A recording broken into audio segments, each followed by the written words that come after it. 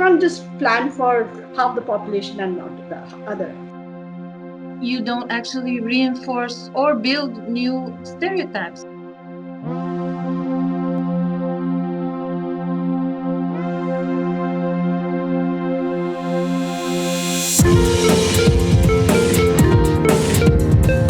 Welcome to Breaking Paradigms, a podcast where we talk about global perspectives on spatial planning in practice and theory, by Constance Frech and Sarah Couchet. In this episode, we will continue our conversation about gender mainstreaming and gender justice in spatial planning. We invited Catarina Camarinhas and Sujaya Rathi, two experts on the subject, who implemented projects, wrote international guidelines, and did research in different countries around the globe. All areas in planning will have a gendered aspect. Catarina Camarinhas is an urban planner working with the UN on sustainable development issues for more than 10 years. As a settlement officer for UN Habitat, she connected to the topic of gender planning. She was a driving force in extracting the knowledge and experiences that existed through the work of UN Habitat in terms of gender mainstreaming by creating a document that would reflect the processes and hands-on approach, therefore improving visibility of the topic worldwide. But it does not permeate through the policy.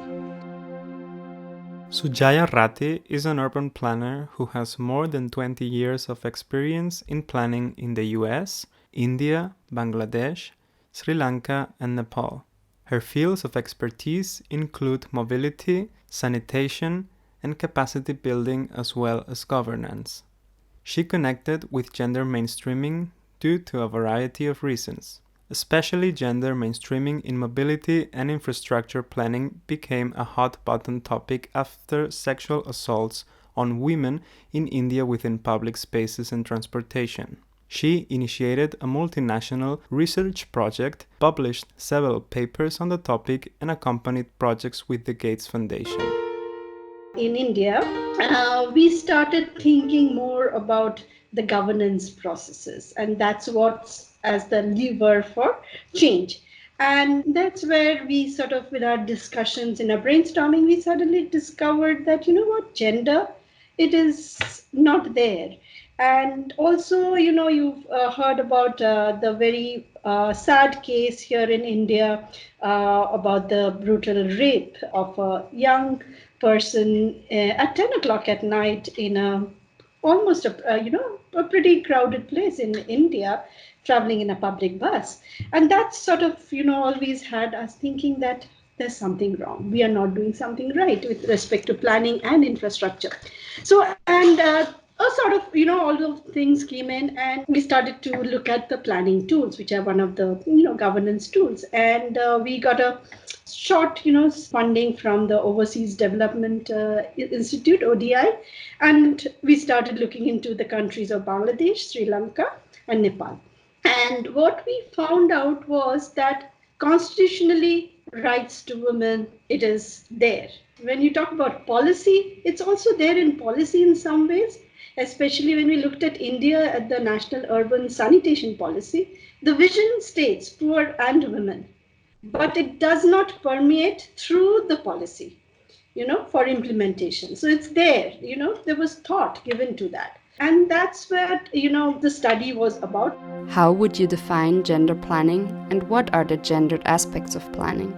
In terms of spatial planning, the gender perspectives in planning reflect the realities of persons who are dealing with inequalities. They can be multiple and overlapping, which brings the question of intersectionality as well, that somehow we are dealing with obstacles that are put to different genders in different moments, in different realities. And so we can support those different, to find solutions for those challenges. This can have to do with aspects such as property tenure for certain women. It can have to do with challenges in basic urban services, in access to education, areas like water, sanitation. We have worked a lot with waste management as well.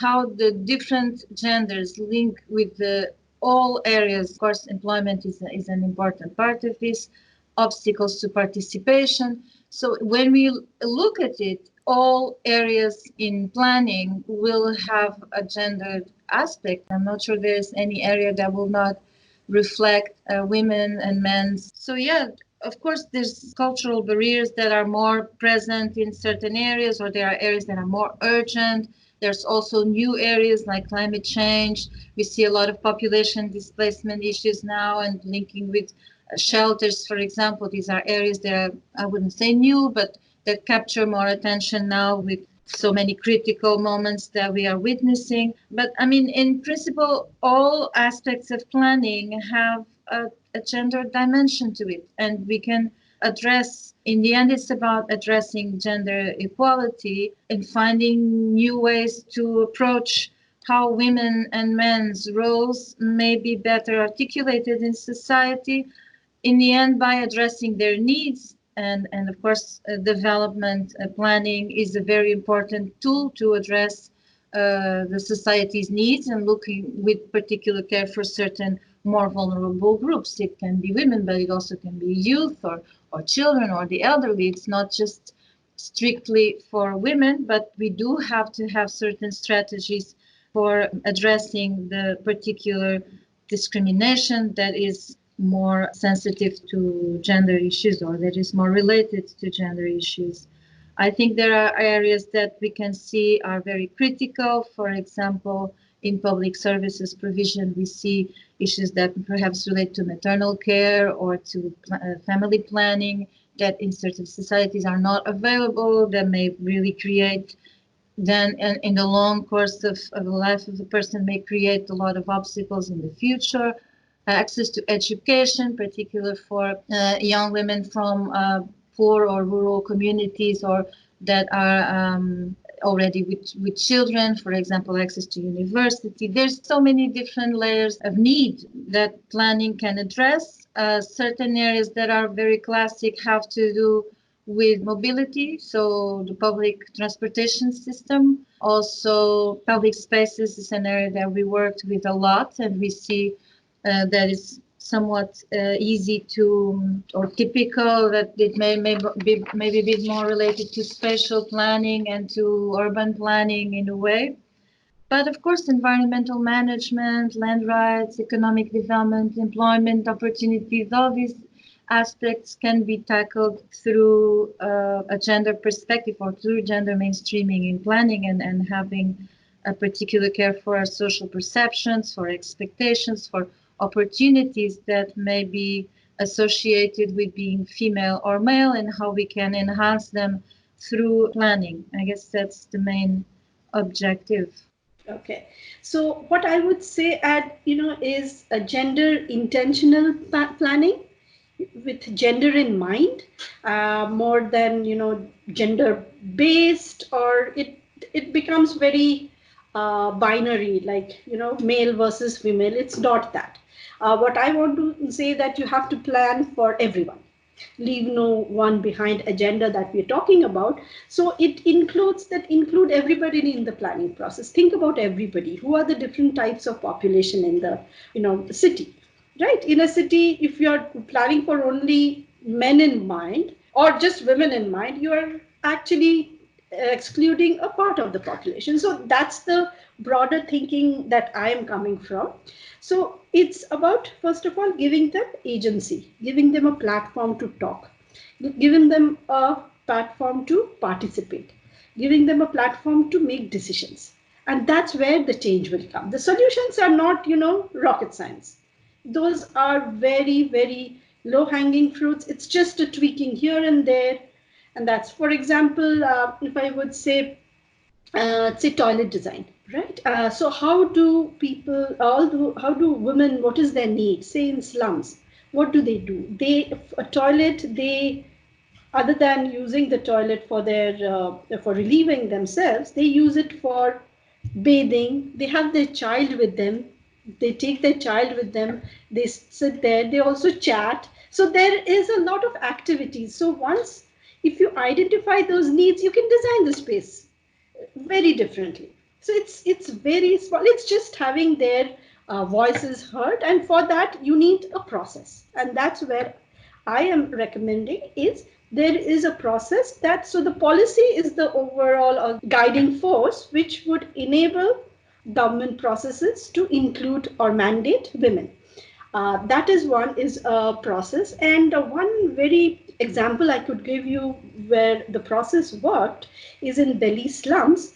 So this is a migrant population coming from very social, I would say regressive social background, and they came here and they migrated, they were working here. The women were, in India you have the veil, they didn't show their faces, so they were that, uh, behind inside door indoors. So when I met them like 2 3 years ago, and they are talking, what I saw was they are talking with the engineers from the Delhi, slum board and Delhi housing shelters. They said, brother, you haven't given us this water supply. This is not right. They are talking. So what happened in the last 10 15 years is that NGOs and others who have been working with them have given them or facilitated that process, that interaction, that interface with the government and them. And what they have in the process have gained is empowered. They are empowered. They have got ownership. They have maintained their community toilets. They maintain also the monitor. They also monitor and reflect it to the governance process. Water supply, whether it's come, whether the drains are cleaned, whether the other things are there, and they do it. And I was so impressed by them that they are so enthusiastic, and they manage their jobs. They take care of the kids, they also manage a small business, and they are also doing this, and they've got it sorted out. I mean, it was so positive. So, and but it had taken time. It takes time. It's a change, it's a behavior change, from the side of the government, from the side of the women and the men. So the men has to be a part of the conversation. So that's very important. So I would say, if I would just put it together, I would say giving them agency, giving them an opportunity to participate, to make decisions, and that would just change everything. I think the solutions will come. How are cities different when their planning is based in gender mainstreaming? Well, as we've said a little bit, these gender perspectives will provide a basis for the analysis of city planning or planning for the future of territories that will be very valuable in terms of advancing the needs of specific groups. Again, it's not just specific of women. It can be boys in certain societies, or it can be whoever is being discriminated, but it's having in mind the needs of all members of the community, not just, traditionally it's more men that are more public. It's good that they have been so engaged with the community, but perhaps it's also needed to look at other groups and how they interact with their social, economic, and environmental future in a way. I think that's probably something that has to do also with the commitment that the cities can bring of these groups. But in principle, these cities should be different in terms of how they will allow more space for freedom, and how they will engage better with the different groups, and how will they will be planning better for the different groups. In principle, they should be more prosperous, because of course by the time you are engaging with more 50% of your community in average, worldwide, globally, we are speaking about 50% of people who are somewhat left behind. So if you are able to capture those opportunities, the potential of those groups that are left behind, it's an opportunity for cities to be more prosperous, more vibrant, safer. There's lots of gains that can be obtained. And of course, that cities are places of freedom, that you have opportunities, that you have choices. That's, I think, basically how cities can be different. They can be better cities. So if I talk about mobility, so I've talked about sanitation. Now, how women perceive public space, is very different from how men do. So the personal safety is very different for us than for men. So street lighting, right? And having bus stops which are lighted up. having maybe some, right now we have some apps, apps which if you feel anything, not safe, you can sort of call somebody and like that. And so those sort of small things, then the lighted up, the buses lighted up, a women conductor being there. So those, and now we have in Bangalore and many other places in India, she taxis. So she cabs, or what they call it, where women and especially in the midnight hours and all, they are very useful when you're not feeling comfortable coming long highways where there is less interaction with people or activities. So those are things that are happening. I mean, I wouldn't say they are not happening, but this has taken some effort, and but it has to be mainstreamed into into our planning processes and infrastructure design. It's still very siloed. Okay, we will do this as an afterthought. Gender is an afterthought. It's not part of your design process, I would say, and that's where I think the whole effort needs to be done. What are the specific efforts cities can make to improve their city in terms of gender planning? In terms of concrete actions, I mean, we are talking here a lot about the process. So how cities have engaged in developing a process that is more conducive to gender equality. And there are a lot of good examples, of course, powerful transformation that we are observing all over the world. There are strategies in terms of process that are, for example, here in the Caribbean, we see that countries are adopting something that is more linked to policy coherence. So rather than looking only at spatial planning or at gender bureaus, to try to interact between the different, more integrated approaches, that you look, for example, at climate change, at disaster risk response, that also integrates gender mainstreaming. So gender mainstreaming not only in a certain area, but looking at the different sectors and aligning the risk reduction policies and aligning strategies all over the different documents, policies, programs, plans that are being produced by the governments. And again, it's not only for local governments, it's also for national governments to observe.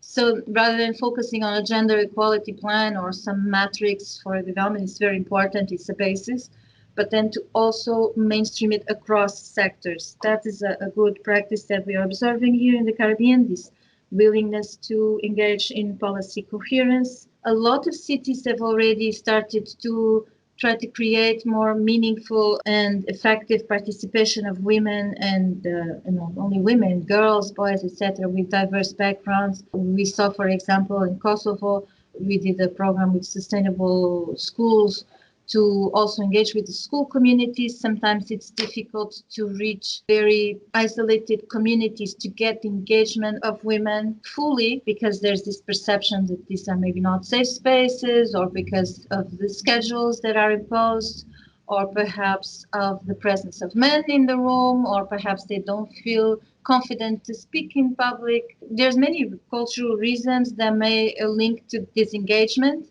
but we have to find avenues. And sometimes the school community is a good place to engage with young women. It's a structured space, it's a safe space. You will get a lot of women teachers, for example, parents also who may be available.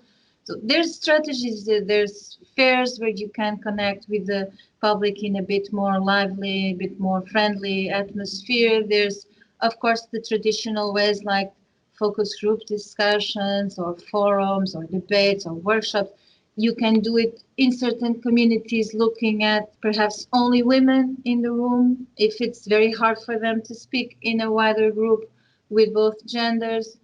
You have to find the strategies to attract the groups and be flexible, and that's sometimes very difficult for administrative offices to have that level of flexibility in schedules, in spaces, in providing perhaps care for children if it is the case that they cannot leave their children, to be inventive in finding ways to engage with the different genders. I think one aspect that is very important is to really look at these different descriptions. We were saying intersectionality, so looking at the different ways of discrimination that may be experienced. Sometimes there's not just one area. Sometimes it has to do with access to land, or it has to do with access to certain practices that are already entrenched in the communities. So we have to really understand what is it exactly that is happening there, and work with a perspective that this can be overlapping ways of discrimination. And for that, of course, it's very important to have disaggregated data, to have data collection methods, to have analysis. This is an area that most cities are working with, and that is being developed, I believe, all over the world. It's usually a common challenge for cities, is to have gender disaggregated data.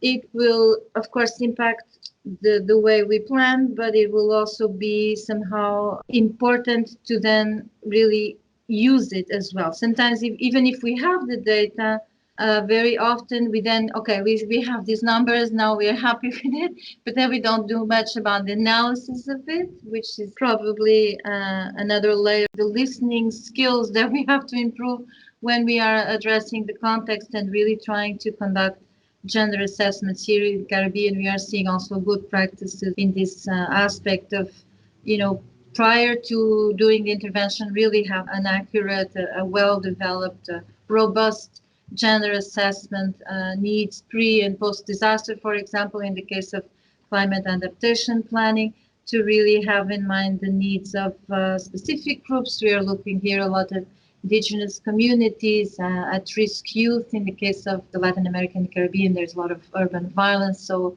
of course, this at-risk youth is a particular focus group. Persons with disability are very often abandoned, and these also have gender perspectives within these groups, to look at rural communities also from that perspective. But the important part is really to have not only gender-specific indicators, gender data, gender analysis, but really to have a robust gender assessment that it's based on the context, that is really understanding the complex issues that are raised in each different context. They're not all the same everywhere, right? So as I said, I think the first is having, for example, I can give you a concrete example, say in sanitation planning.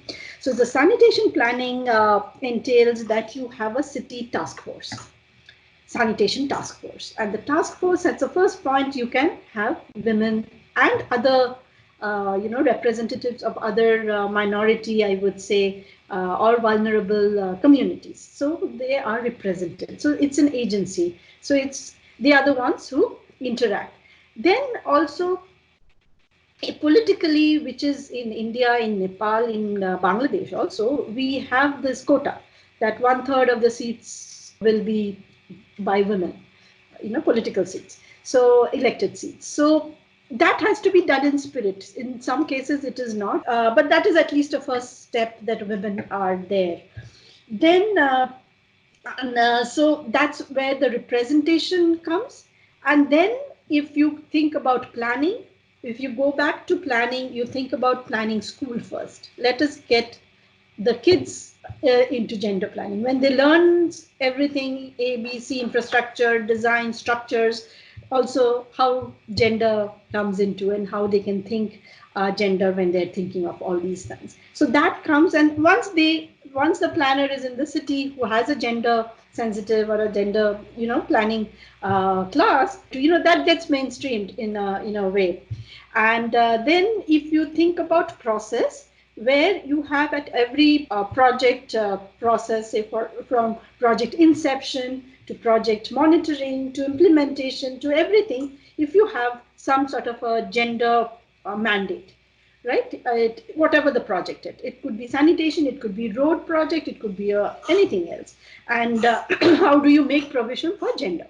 And there should be some monitoring guidelines. And the problem is that it has been done, say ADB, World Bank projects, because they have a gender mandate, you have to do it, right?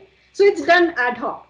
But now it needs to be, it's part of the city planning process, and your project will be monitored based on whether the outcomes have been sort of achieved or not. So that is where I think I would say is the first step. And then it get into design, as I said. Then once this process is there, then when you design toilets, this will be there, right? You know it will be reflected because the mandate is there at every part of that. Or in, safe roads, anything else. Does gender planning reinforce gender stereotypes? Because the intention is, of course, the opposite, right? We do planning to avoid stereotypes, to promote a bit more inclusive approach to the understanding of differences, allow space for freedom. So all of that is a fight against stereotypes. So, for example, the fact that a person can walk to work safely without being seen as, as a certain stereotype just because a woman is walking outside at a certain hour. So that will allow her, for example, to have a work at a certain hour and access work and home without that perception of being subject to a stereotype. However, there are risks, of course, if this is not done correctly, and that's also why I was reinforcing the need to really conduct appropriate gender assessments to really try to understand the communities we are working with and not believe that all women feel the same at all, that all men feel the same, or that just so that gender perspective has to be very well embraced, very well understood, so that you don't actually reinforce or build new stereotypes. I don't think so. That's how you sort of frame the problem is very different. If you say that I'm planning for everyone, so if I'm planning for men, I have to plan for women. I have to plan for somebody who is disabled, and so it is about inclusion, and it's about inclusion. It's not men versus women or men versus different types of gender versus each other. It's not about competing needs. It's about, how do you complement and supplement each other in that, so that the infrastructure is sustainable, used. For example, if I go back to the toilet example that I talked about in the Delhi slums, it is, since it's been thought of and they've been part of the whole process, it's managed so well. It's monitored, managed. They have they talk to the engineers also have developed a rapport, and it works wonderfully. So, but that takes time, as I said. But so the process needs to be in place, a lot of behavior change for the women as well as the men, because men need to support this process. Otherwise, it will never happen. It's a dialogue between everybody, between the community, to really get about, you can't just plan for half the population and not the other half. So that's the way I would put it. It's not, it's just about inclusion. Gender mainstreaming and diversity management are complex topics on every level, from local to multinational. There are no one-size-fits-all solutions, and as planners, we need to be good listeners and question why we make certain decisions and for whom. Since we are very excited about the topic, we decided to add another episode where we will have a discussion about gender planning. Let us know if you learned something new during this episode. What would you like to hear more about? Do you know any good practices of gender planning? Write us an email or comment. We look forward to hearing from you. This was Breaking Paradigms by Constanze Frech and Sarah Couchet. Be part of the conversation. If you like what we do, consider supporting us and join our Patreon community. Connect with us on Facebook, YouTube, and at breakingparadigms.org. Content and editing by Constanze Frech and Sarah Couchet. Sound design by Didac Barroso and Florian Frech.